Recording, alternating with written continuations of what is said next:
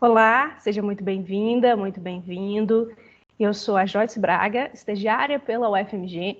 Estou juntamente com a equipe de Biologia da Escola Três Poderes e com a outra estagiária, Natália Abreu. Vocês vão conhecê-la em outros vídeos. Nós vamos disponibilizar uma revisão, um suporte das matérias que são abordadas nas apostilas dos PETs. Hoje nós vamos falar um pouquinho sobre vírus, nada melhor do que conhecer mais desse universo em 2020, quando a gente passa por uma pandemia causada por vírus. Uma das primeiras coisas que vem à mente quando a gente pensa em vírus é, eles são ser vivo ou não são? Bom, a gente tem que saber características que vão favorecer e características contra. O que me considera, o que é vida? O que me considera ser viva? O que te considera vivo? Batimento cardíaco, inflar os pulmões, pode ser. Imagina uma árvore agora, grande, uma sequoia, tem mais de 100 metros de altura. Tem batimento cardíaco? Não, não tem batimento cardíaco. Imagina uma floresta de sequoias com batimento cardíaco? Ia ser quase um mini terremoto. A gente precisa de saber que uma característica primordial à vida é ter metabolismo. É um conjunto de reações químicas. Vírus tem isso? Não tem. Em contrapartida, vírus se reproduz. É certo que eles precisam de uma célula hospedeira para se reproduzir, mas se reproduzem. Cadeira se reproduz? Uma pedra se reproduz? Não. Reprodução é característica dos seres vivos. E os vírus, eles têm isso. Então, para a gente conhecer mais sobre os seres vivos, vírus, né, a gente tem que ver as características principais desses agentes infecciosos. Os vírus, para eles fazerem qualquer tipo de ação, eles precisam estar dentro de uma célula hospedeira para utilizar o mecanismo dessa célula e fazer proteínas virais, multiplicar o seu metabolismo para infectar novas células. Bom, como eu disse, são agentes infecciosos. Eles são acelulares, então não têm células, eles não têm metabolismo próprio, e essas duas características vão influir diretamente na característica principal deles, que eles são parasitas intracelulares obrigatórios. Por quê? Porque eles precisam desse aparato da célula para realizar as suas atividades. Eles têm DNA ou RNA. Tem um tipo de vírus, que é o citomegalovírus, que ele pode ter os dois, né, tanto o DNA quanto o RNA, mas isso ainda é uma exceção. Eles têm uma coisa que a gente chama de especificidade, que um tipo de vírus, normalmente, ele vai infectar um tipo de célula, que ele vai utilizar as características daquele tipo de célula. Fora da célula hospedeira, eles são chamados de vírions, porque eles ficam parados, eles não têm ação, ok? E aí, voltando à nossa pergunta inicial, são seres vivos ou não? Sabe qual que é a melhor resposta para essa pergunta? Não sei. Não sei, não sei.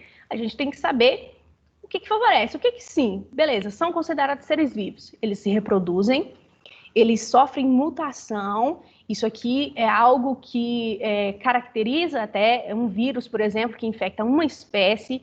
Ele tem um salto, tem uma mutação e consegue infectar novas espécies. Mutação direciona a quê? Evolução. Eles sofrem esse tipo de evolução. Quem tem evolução? Seres vivos. Além disso, eles têm um material genético, eles têm um aparato genético. Isso são características de seres vivos.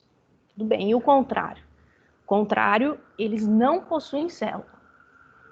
Célula é uma forte característica de seres vivos. Vírus não tem isso. E também não tem metabolismo próprio. Então, a gente tem que saber o que sim caracteriza e o que não caracteriza, ok?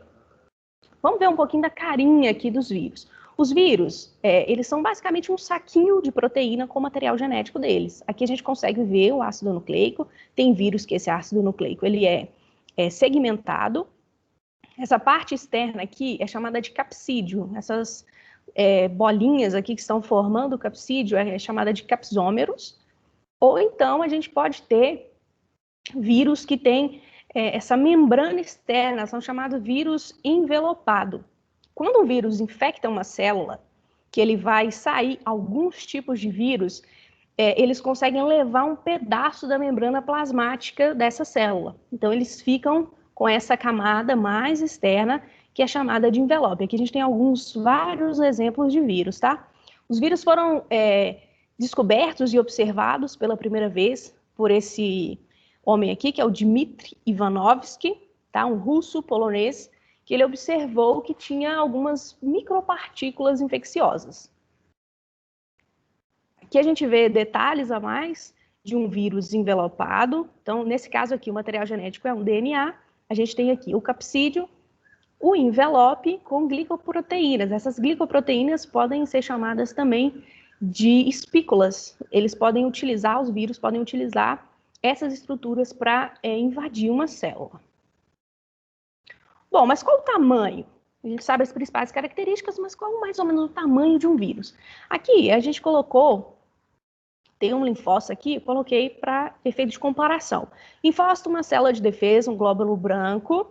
Aqui a gente tem um glóbulo vermelho, tá? Uma hemácia, olha a superfície dela aqui indicando que é uma hemácia, tá? Aqui a gente tem uma E. coli é uma bactéria, e aqui a gente tem o vírus do HIV. Tá vendo o vírus?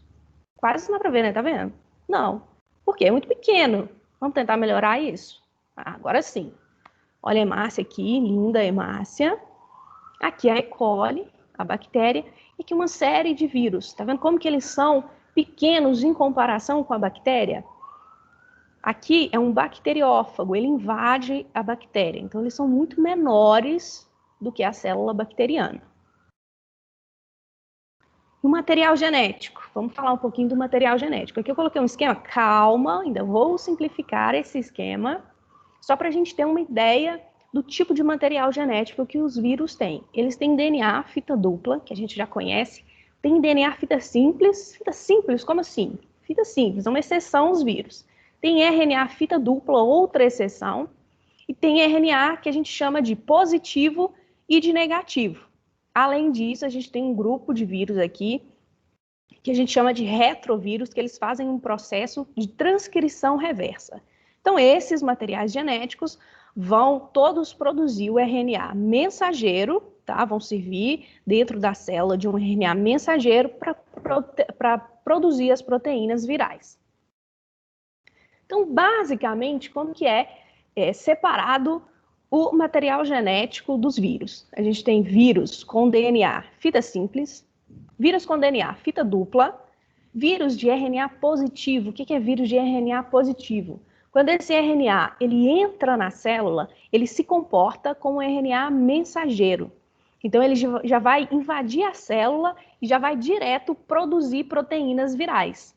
E o RNA negativo? Quando ele entra na célula, ele precisa de produzir um RNA positivo para depois ter um RNA mensageiro. O RNA mensageiro, o que é? Mensageiro. Ele vai levar a mensagem para a proteína ser produzida.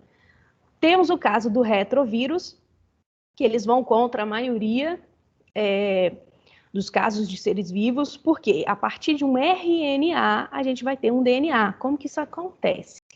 Normalmente, a gente tem o DNA, tá? Ele pode ser replicado, o RNA também pode ser replicado, mas o sentido temos um RNA que vai ser transcrito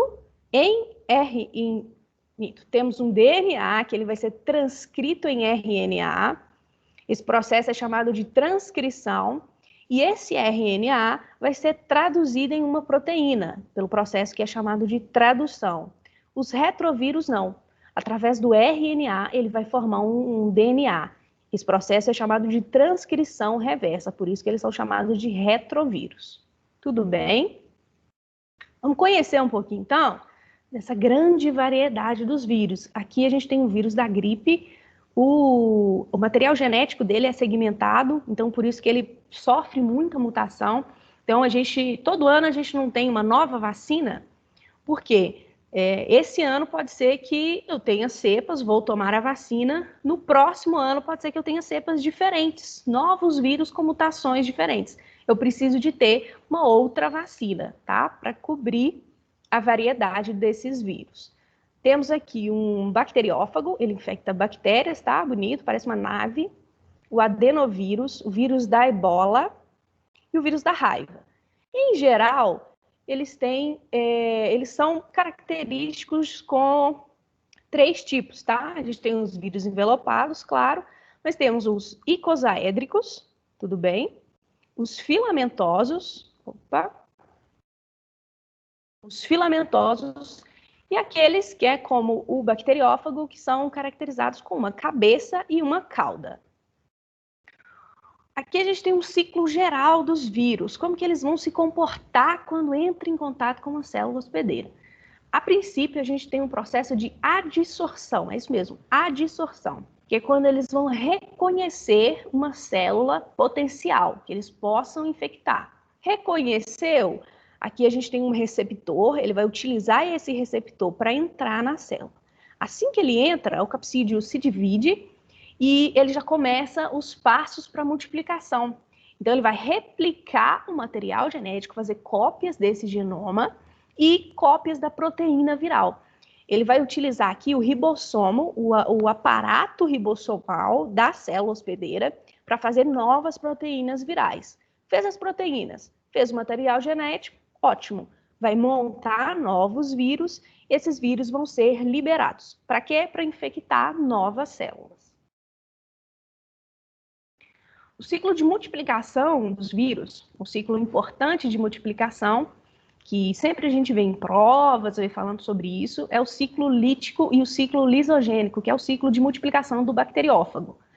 Bom, a princípio a gente tem aqui um bacteriófago que ele vai injetar, ele injeta o seu material genético, aqui nesse caso um DNA, e a partir disso a gente vai começar com aquele ciclo de multiplicação. Ele usa o aparato dessa célula para se multiplicar, ter proteínas virais, ter novas cópias de material genético, se reproduzem, tá? Multiplicam muito e vão romper essa célula bacteriana para infectar novas outras células. Cada partícula dessa vai infectar outras células, tá? O que é importante gravar do ciclo lítico? O ciclo lítico é a reprodução do vírus vai romper com a célula. O ciclo lisogênico, gene vem de quê? Material genético. O vírus, quando ele infecta a célula, que ele vai entrar na célula, o DNA dele, ao contrário de se reproduzir, esse DNA ele vai ser incorporado ao DNA bacteriano. Quando essa bactéria se dividir, o material genético do vírus também vai se dividir, ok? Vai ficar em cada uma dessas novas bactérias. Em algum tempo, em algum momento, ele vai iniciar o ciclo lítico. Então, todo o ciclo lisogênico, ele vai ter um fim no ciclo lítico. Assim que essas células, essa bactéria se dividir, esse vírus, ele vai começar a se multiplicar, romper com essa célula e iniciar um novo processo de contágio. Aqui a gente tem algumas doenças virais, são muitas, mas eu queria só chamar a atenção a quantidade de doenças e o quão isso pode impactar na nossa vida. Então, nós temos infecções cardiovasculares, infecções de pele, doenças sexualmente transmissíveis, vários tipos de pneumonia, infecções oculares, resfriados. A maioria, as principais, as que a gente mais conhece, doenças virais, coloquei aqui subdividida em o que essas infecções mais vão afetar. Então, no sistema digestório, a gente tem a cachumba e a hepatite, lembrando que cachumba tem vacina, hepatite, alguns tipos também. Associadas ao sistema circulatório, temos a dengue, que tem alguns tipos de dengue, a chikungunya, o ebola, que é uma doença extremamente grave, a AIDS. A AIDS é sexualmente transmissível, mas ela vai infectar, vai impactar o sistema circulatório. Temos infecções de pele, tá? Catapora, sarampo, varíola, todas com vacina, a varíola já foi erradicada. Associadas ao sistema respiratório, temos a gripe, também tem vacina, o coronavírus, o SARS, que estamos agora passando pela pandemia. Associadas ao sistema nervoso, a poliomielite, que é a paralisia infantil, temos vacina também, a raiva, e associadas ao sistema reprodutor, que temos a herpes genital e o HPV. HPV, lembrando que ele pode desenvolver câncer de colo de útero, tá? A palavra principal para o vírus, a ação principal que ele tem que fazer é o processo de transmissão. Ele pode ser virulento ou não, ele pode causar uma doença grave ou uma branda, mas ele tem que transmitir. Ele tem que infectar novas células para ele conseguir completar o ciclo dele. A gente tem alguns tipos de transmissão, dentre eles a transmissão horizontal, que é quando um indivíduo ele tem contato direto ou não, ele pode passar o vírus para um indivíduo da mesma espécie ou espécies diferentes. Então, tem o contato direto, tem o contato indireto. Então, às vezes, uma pessoa tem um espirro, ela pode liberar gotículas, essas gotículas podem infectar outros indivíduos. Pode ser através da via oral e alimentação, por exemplo, água ou alimentos que são contaminados, e através de vetores, tá? Esses vetores podem ser vertebrados ou invertebrados. Um exemplo é o mosquito, a dengue, né? Que é transmitida por um mosquito. E temos a transmissão vertical, que é a transmissão quando a mãe passa para o feto. Como que isso acontece? Pode ser durante a gestação, durante o nascimento, então quando o feto passa pelo canal do parto, o canal vaginal, ou durante a amamentação. Então, tem que ter cuidado, tá? A maior ação que o vírus pode fazer é a transmissão. Tem um indivíduo que tem suspeita de contaminação, se afaste. Prevenção. Como que a gente pode prevenir uma infecção? Lavar bem as mãos. Algumas pessoas têm muitos hábitos de prevenção, né? Tomar cuidados. Tem transmissão aérea? Bom, use máscara. Mas a prevenção que a gente pode tomar, que é mais correta, é a vacina. Se aquele tipo de infecção tem vacina, o mais correto é tomar a vacina, que a gente vai se proteger mais. Ainda tem doenças que tem a vacina disponível e as pessoas não se vacinam. Uma parte das pessoas não se vacinam. Isso é um problema porque a gente precisa de ter uma cobertura vacinal para essa doença ter um decaimento. Bom, dito isso, eu tenho aqui uma espécie de curiosidade. Vou mostrar para vocês. Eu falei antes que os vírus eram muito pequenininhos, né? E esses vírus aqui? Olha o tamanho desse mini vírus, olha o tamanho desse outro vírus, é quase do tamanho dessa bactéria. A gente descobriu há relativamente pouco tempo vírus que são chamados vírus gigantes. A gente tem aqui um exemplo desse vírus gigante. Esse aqui chama Tupã vírus. Ele foi descoberto por uma equipe do Instituto de Ciências Biológicas da UFMG e ele teve grande repercussão. Aqui está a foto aqui do artigo que ele foi publicado. Ele foi muito bem reconhecido porque é o maior vírus já encontrado no planeta. É o Tupã vírus aqui, descrito pela equipe da UFMG. Bom, vamos falar um pouquinho, então, sobre a Covid-19. A gente já tem muita informação, porque a gente está no meio de uma pandemia, mas sempre é importante falar de alguns pontos. Primeiramente, tem vários nomes e a gente nunca sabe direito o que se refere ao quê, né? Primeira coisa, o coronavírus, o que é? É um grupo de vírus, a gente já conhece, eles infectam animais domésticos, animais selvagens, é um grupo de vírus, coronavírus, tá? A Covid-19 é o nome da doença. E o SARS-CoV-2, a gente já tem o SARS-CoV-1, o SARS-CoV-2, que é o atual, é o nome do vírus que causa a doença Covid-19. A pandemia é quando uma infecção, uma doença, ela atinge todos os continentes. A gente tem uma pandemia. Bom, a gente vai falar sobre os grupos de risco. Quais são os grupos de risco da Covid-19? Diabéticos, hipertensos, cardiopatas. O que são cardiopatas? São pessoas que têm alguma doença cardíaca e idosos. Por quê? Os diabéticos, hipertensos e cardiopatas, eles têm uma expressão maior de ECA2, que é a enzima conversora de angiotensina 2. Essa enzima, essa ECA2, é o que serve de receptor do vírus. Então, esses grupos que têm uma maior expressão dessa ECA2, consequentemente, eles vão ter um número maior de vírus entrando, vão ter complicações maiores. E os idosos? Os idosos é porque, naturalmente, eles têm um sistema imune envelhecido. A resposta imune frente a uma infecção é mais lenta. Então, isso também pode gerar complicações. Ainda não existe medicamento com eficiência comprovada.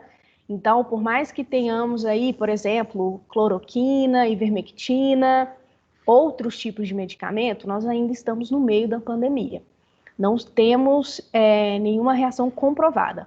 Pode ser que esses medicamentos interfiram em alguma acidificação celular que o vírus precisa ou haja em alguma proteína, mas ainda não é nada comprovado cientificamente. Só lembrando que medicamento é feito para tratar, não para prevenir. Então, você toma o medicamento quando você já tem a doença. Claro, isso tudo pode mudar, a gente pode ter novas pesquisas, porque ainda estamos no decorrer da pandemia. Como que são feitos esses diagnósticos? Através do PCR, que ele vai localizar o genoma do vírus, ou do exame de sangue, que vai localizar os anticorpos. A gente tem que ter uma atenção quando fazer esses medicamentos para evitar o que a gente chama de falso positivo ou falso negativo. Aqui é um resumão, se você quiser printar a tela, é o seu momento. Tudo que a gente falou de vírus está aqui. Então, eles são parasitas intracelulares obrigatórios. É ser vivo? Por que é considerado? Porque reproduz, tem material genético, evolução. Não vivo, por quê? São acelulares, sem metabolismo. Aqui a gente tem ciclo lítico, lisogênico, os principais tipos de vírus, as principais doenças, tá? O ciclo de vida e algumas principais informações. Tudo bem? Bom, queria dizer também que tudo é interligado. Então, a gente tem os vírus que eles vão infectar animais domésticos, animais selvagens, e temos vetores, por exemplo, aqui os artrópodes, que podem levar esses vírus para os seres humanos. E uma área, por exemplo, uma área de floresta que está em equilíbrio, aqueles vírus estão em equilíbrio nas espécies ali, se eu tiver uma interferência humana, como desmatamento, como algum tipo de exploração, eu posso levar esses vírus que estão nessa área para uma área humana. Foi o que aconteceu com a ebola, tá? Então, todos nós somos conectados, por isso que a gente tem que sempre ter cautela quanto mexer com a natureza e os seus ecossistemas. Bom, gente, por hoje é isso. Muito obrigada pela sua participação. Qualquer dúvida pode mandar no meu e-mail e nos vemos em outros vídeos.